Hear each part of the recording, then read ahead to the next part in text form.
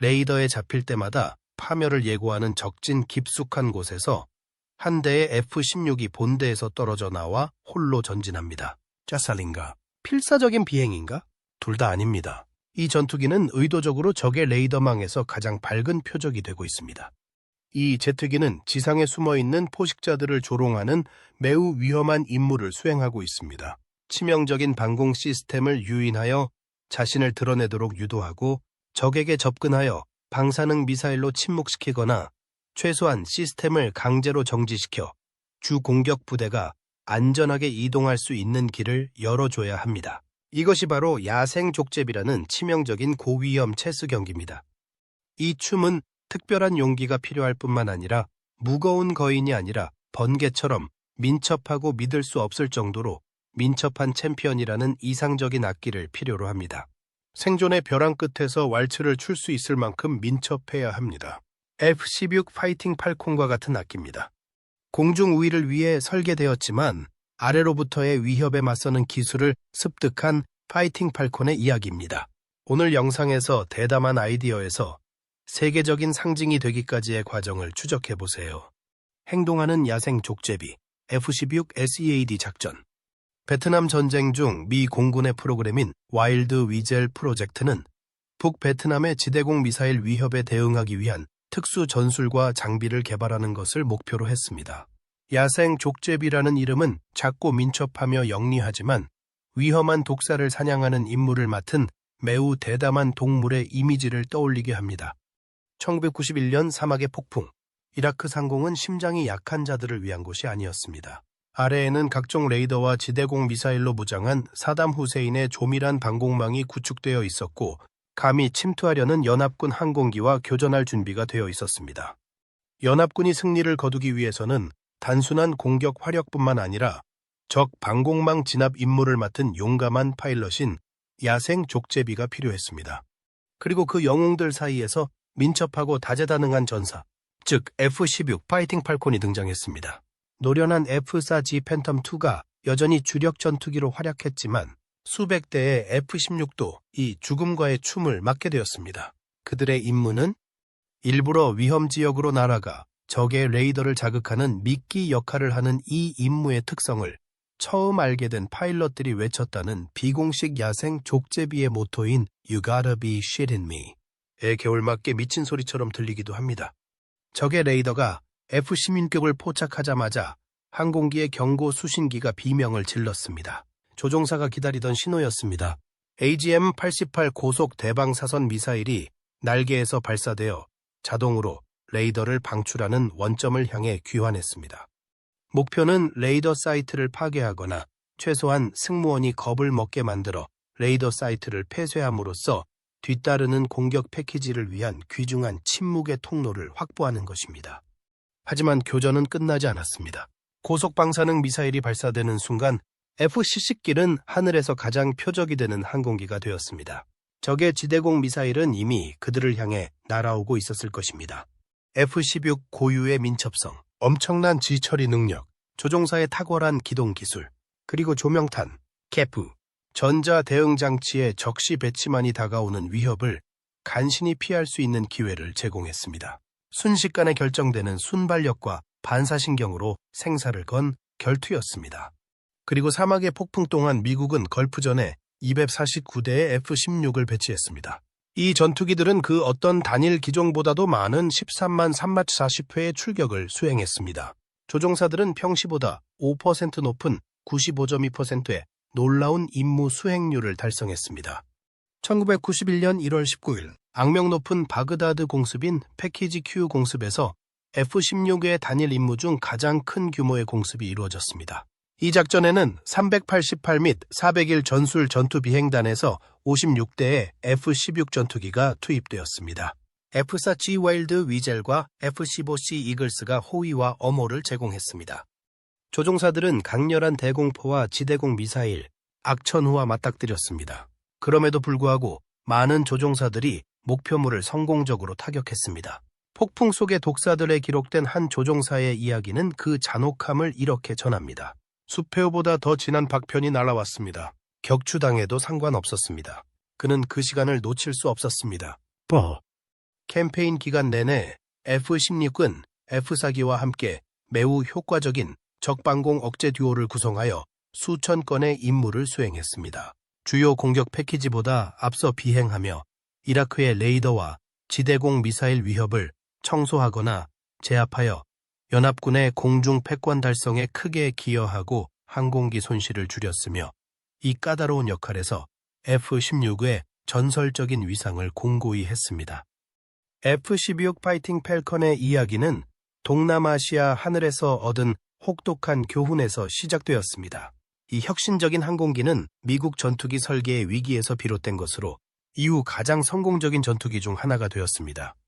미국 전투기는 광범위한 설계 철학에서 치명적인 결함이 드러난 북베트남 전투기에 맞서 예상치 못한 도전에 직면했습니다. 미국 계획가들은 1950년대와 1960년대 초에는 공중전이 쓸모없다고 생각했습니다. 그들은 핵 운반과 요격 임무에 집중했습니다. 이 실수는 대가를 치르게 됩니다.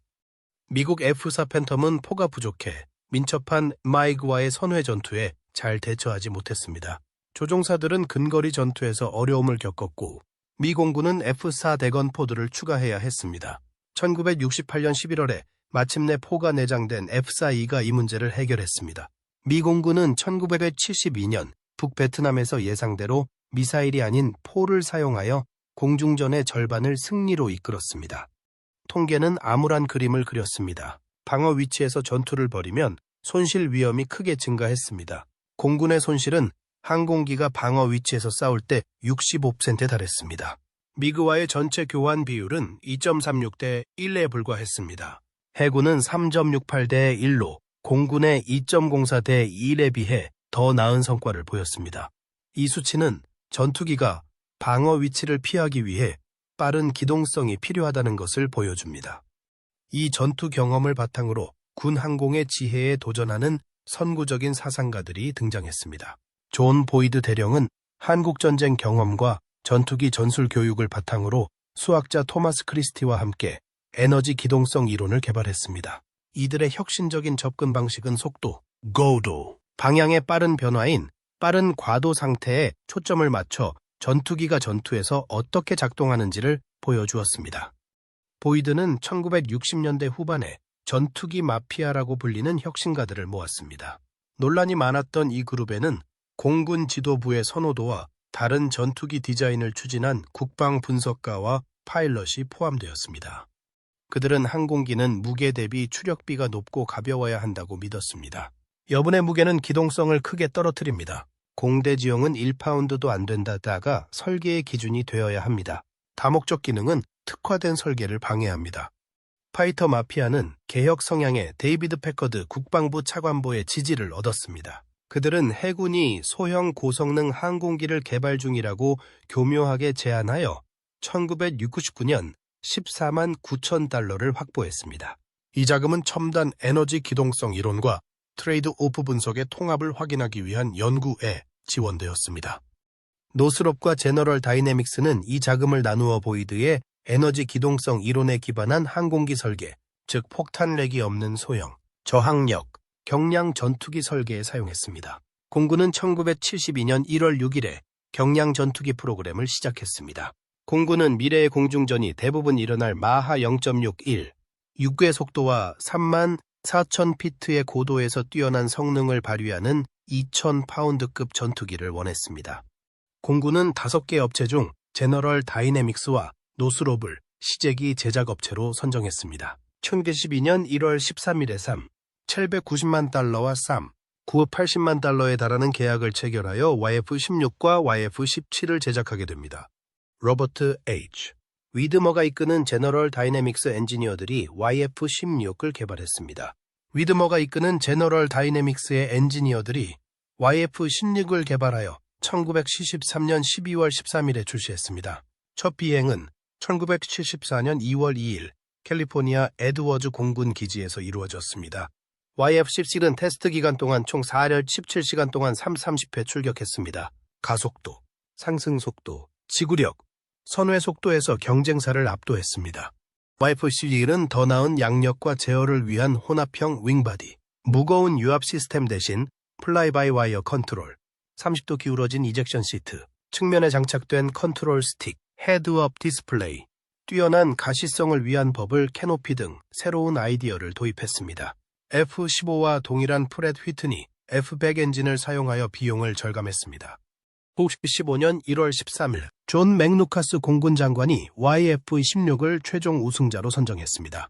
최종 F-16은 광범위한 공군의 요구를 충족하기 위해 다중 임무 기능을 추가했습니다. F-16 파이팅 팰컨은 파이터 마피아의 원래 비전에서 벗어났지만 역사상 가장 다재다능하고 성공적인 전투기 중 하나가 되었습니다. F-17을 차별화하는 혁신적인 디자인. 항공 역사에서 F-16의 위치는 최첨단 기술에서 비롯되었습니다. 이러한 기술은 전 세계 전투기 설계에 새로운 기준을 세웠습니다. 제네러럴 다이내믹스 F-16 파이팅 팰컨은 공중 전투의 판도를 바꾸고 수십 년 동안 전투기 설계에 영향을 미친 획기적인 기능을 선보였습니다. F-16은 군용 항공에서 기계적 백업이 없는 완전한 플라이-바이 와이어 제어 시스템을 개척했습니다. 이 시스템은 1974년 F-16 프로토타입에서 처음 비행했습니다. 전자 센서는 조종사의 조종 장치와 항공기 표면 사이에 기존 기계식 연결을 대체했습니다. 이 센서는 컴퓨터 해석을 통해 유압 액추에이터에 입력을 보냈습니다. 이 시스템은 편안한 정적 안정성을 제공한다는 점에서 돋보였습니다. F-16은 공기역학적으로 약간 불안정하도록 설계된 최초의 양산 전투기가 되었습니다. 이 특이한 접근 방식은 놀라운 이점을 가져다 주었습니다. 불안정한 항공기가 안정된 항공기보다 더 빠르게 움직였습니다. 한 엔지니어는 비행기에서 안정성과 기동성은 서로 상반되는 경향이 있다고 간단히 설명했습니다. 쿼드러플렉스 플라이-바이-와이어 비행 제어 시스템은 항공기의 자세를 지속적으로 감시합니다. 조종사 입력을 비교하고 매 초마다 여러 번 제어 표면을 조정합니다. 엔지니어는 안전성을 손상시키지 않고 기동성에 집중할 수 있습니다. 그 결과 속도, 고도, 방향의 급격한 변화인 빠른 과도 상태를 이전보다 더 잘 처리하는 전투기가 탄생했습니다. F-16의 버블 캐노피는 조종사에게 360도 시야를 선명하게 제공합니다. 이러한 장점은 후방 시야 확보가 생존을 좌우할 수 있는 공중전에서 매우 중요합니다. 조종사는 다른 전투기와 비교할 수 없는 기능인 자신의 꼬리까지 볼 수 있습니다. 조종석의 디자인은 조종사가 30도 기울어진 자세로 앉을 수 있도록 설계되었습니다. 이 스마트한 설계는 심장과 뇌 사이의 거리를 줄여 지내성을 높여줍니다. 조종사는 극한의 기동 중에도 의식을 유지하여 근거리 전투에서 우위를 점할 수 있습니다. 조종석의 레이아웃은 뛰어난 인체 공학적 설계를 보여줍니다. 주요 제어 장치가 손이 닿는 곳에 있으며 헤드업 디스플레이는 조종사의 시야에 주요 비행 정보를 표시합니다. 사용자 친화적인 설계로 전투 중 업무량이 줄어들어 조종사는 기체 관리보다 전술에 집중할 수 있습니다. F-19의 반응형 컨트롤과 민첩성은 심리학자들이 말하는 플로우 상태를 만들어냅니다. 조종사는 행동과 인식이 조화를 이루면서 완전히 몰입하게 됩니다. 이는 기본적인 수송이나 무기 전달 이상의 비행 경험을 선사합니다.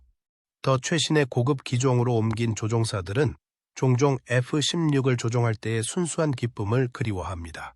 한 조종사는 F-35의 성능은 더 뛰어나지만 F-16은 비행하는 재미가 더 큽니다. 라고 표현했습니다.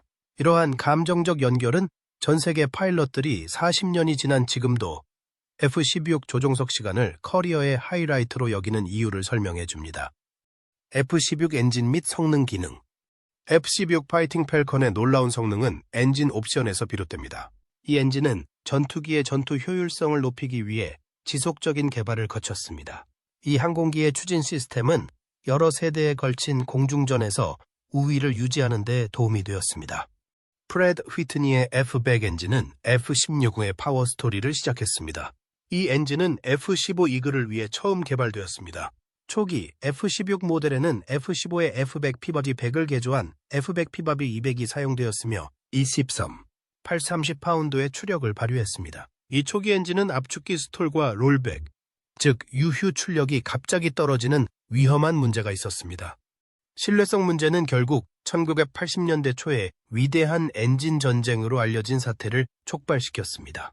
공군은 대체 전투기 엔진 경쟁을 통해 비용을 절감하고 성능을 개선하기 위한 임무를 시작했습니다.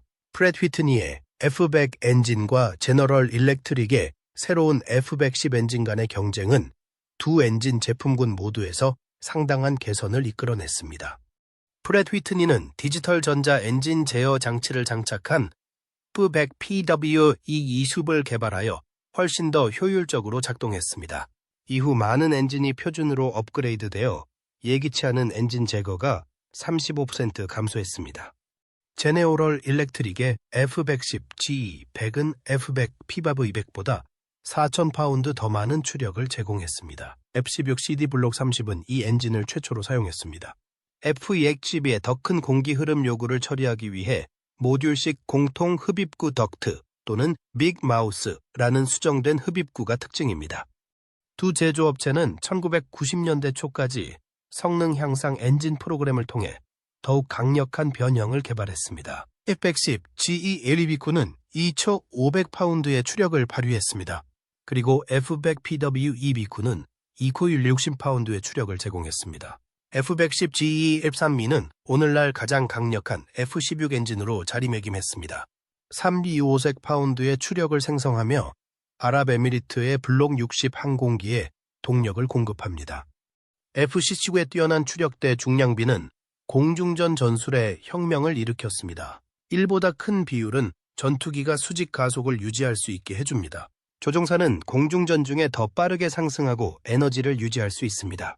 한 F-16 조종사는 FA-18 호넷과 비행한 경험을 공유했습니다. 호넷은 F-18보다 3,000피트 상공까지 올라간 다음 번트 오버하여 HUD에서 총격을 가할 수 있었습니다. 강력한 엔진과 기체의 가벼운 무게가 결합하여 이러한 성능 우위를 만들어냅니다. F-20C킬은 내부 연료를 가득 채운 상태에서 최대 9G기까지 처리할 수 있어 당시의 다른 전투기보다 뛰어난 성능을 자랑합니다. 파일럿은 많은 경쟁 기종에 손상을 입힐 수 있는 극한의 기동을 수행할 수 있습니다. 블록 70-72 변형은 오늘날에도 이러한 이점을 유지합니다. 구조 수명이 12, 공군 시간으로 이전 F-16 항공기보다 50% 더 깁니다. 대부분의 공군은 이 비행기를 큰 구조 수리 없이 약 40년 동안 사용할 수 있습니다. 현대의 기준에서도 F-16의 성능은 여전히 인상적인 것으로 평가됩니다. 이 전투기는 고도에서 마하 2의 속도에 도달합니다. 페리 임무에서 2,002마일 이상을 비행할 수 있어 작전 유연성이 뛰어납니다. F-16의 전투 반경은 잠재적 위협 전투기를 능가합니다. 500마일 이상을 비행하며 공대지 임무를 수행하고 무기를 정확하게 전달하며 적 항공기와 싸우고 안전하게 귀환합니다. F-16의 기동성은 다른 전투기와 차별화됩니다. 이 기능을 위해 제작된 최초의 전투기로서 9G 기동을 개척했습니다. 이 기능은 플라이 바이 와이어 시스템 및 편안한 정적 안정성과 함께 많은 대형 전투기를 능가하는 매우 민첩한 플랫폼을 만들어냈습니다. 엔진 선택은 항공기의 성능 특성에 영향을 미칩니다. 프렛 휘트니 엔진은 배기가스 속도가 높을수록 고도와 속도에서 더 잘 작동합니다. 제네오럴 일렉트릭 엔진은 질량 흐름이 뛰어나 무거운 하중을 싣고 이륙할 때 도움이 됩니다. 이러한 유연성 덕분에 F-16은 수십 년 동안 경쟁력을 유지해왔습니다. 미래 전투기에 대한 F-16의 영향력. F-16 파이팅 팰컨의 지속적인 영향력은 작전에서의 성공 그 이상입니다. 이 놀라운 항공기는 여러 세대에 걸쳐 설계자들이 전투기에 대해 생각하는 방식을 바꾸어 놓았습니다. 미국 최고의 5세대 전투기는 F-16의 획기적인 기술에서 많은 영향을 받았습니다. F-22 랩터는 F-16의 사이드 스틱 컨트롤러와 리클라이닝 시트 설정을 사용합니다. 이러한 기능은 조종사가 고중력 기동 시 제트기를 더 잘 제어할 수 있도록 도와줍니다. F-22와 F-35 라이트닝 2는 모두 F-16의 플라이 바이 와이어 시스템의 고급 버전을 사용하며 훨씬 더 강력한 컴퓨팅 성능을 갖추고 있습니다. F-16의 버블 캐노피는 조종석 시야의 혁명을 일으켜 모든 미래 전투기 설계에 영향을 미쳤습니다. F-35는 이 개념을 더욱 발전시킨 분산 조리개 시스템으로 조종사에게 주변 환경에 대한 탁월한 인식을 제공했습니다. 의심할 여지 없이 F-16의 가장 큰 공헌은 느슨한 정적 안정성이 실제 항공기에서도 안전하게 작동한다는 것을 보여준 것입니다. 이는 F-22의 극한 기동성과 F-35의 제어 시스템의 핵심이 되었습니다. 또한 F-16의 디지털 비행 제어는 F-35의 복잡한 통합 항공 전자공학의 토대를 마련했습니다. F-16이 등장하기 전에는 군사 계획가들은 공중 전투를 위해 무겁고 복잡한 다목적 플랫폼을 선호했습니다. F-15의 전투 성공은 이러한 접근 방식을 제고하게 만들었습니다. 더 작고 민첩한 전투기가 여러 임무를 효과적으로 처리할 수 있다는 것을 알게 된 것입니다. 특히 1982년 레바논 전쟁에서 이스라엘 군과의 전투 기록은 기동성과 조종사의 가시성이 공중 전투에서 결정적인 이점을 제공한다는 것을 증명했습니다. 이러한 기능은 곧 전 세계 전투기 설계의 필수 요건이 되었습니다. F-16의 획기적인 디지털 시스템은 소프트웨어 개선을 통한 지속적인 업그레이드 개념을 도입했습니다. 현대의 전투기 프로그램은 이제 이를 표준 관행으로 간주합니다. F-35는 하드웨어를 변경하지 않고 정기적인 소프트웨어 블록 업그레이드를 통해 기능을 개선하는 이 접근 방식의 정점을 보여줍니다. 이 개발 방식은 현대 군용 항공기의 생명줄이 되었습니다. F-16이 미국에게 주는 의미. F-16 전투기는 기술력과 전투 기록을 넘어 미국의 정체성을 상징합니다. 1974년 데뷔 이후 파이팅 팰컨은 미국의 공군력과 방위 전략을 형성해왔습니다. F-16 파이팅 팰컨은 전투기의 혁명을 일으킨 미국 항공의 혁신을 보여줍니다. 이 제트기는 미 공군 전투기의 약 40채를 차지합니다. 뛰어난 디자인과 잦은 업데이트 덕분에 내구성이 뛰어납니다. 2023년 미 공군 조종사들은 이 기종으로 147 공군 시간 이상 비행하여 그 중요성을 입증했습니다. 공군 썬더버드가 F-16을 비행합니다. 수백만 명의 미국인이 이 미국 항공의 장관을 관람합니다. 이 전시회는 기술력을 국가적 자부심과 결합하여 미국의 기술 아이콘으로서 항공기의 위상을 확립합니다. 한 군사 전문가는 이를 거의 완벽에 가까운 스위스 군용 칼이라고 부릅니다. F-16의 공중전 교리에 끼친 영향은 그 이상으로 확장됩니다. 다목적 전투기는 미래 전투기의 표준이 되었습니다. 데저트 스톰은 처음에 이러한 적응성을 입증하여 미국 전투기 설계를 변화시켰습니다. F-17은 현대 공중전을 형성했습니다. 6세대 전투기 프로젝트는 여전히 적응성, 정밀성, 직관적인 설계 철학을 고려합니다. 작전 지속성은 F-16을 기억에 남는 전투기로 만듭니다. 50여 년이 지난 지금도 미국의 방공 교리에 중요한 역할을 하고 있습니다. 냉전, 세계 테러와의 전쟁, 현재의 안보 위협 등 전례 없는 수명으로 2070년까지 비행할 수 있습니다. 군 지도자들은 이 전투기를 미국 최고의 파운드 대 파운드 전투기라고 부릅니다. 끊임없는 혁신을 통해 F-16은 미국 공군력의 상징이 되었습니다.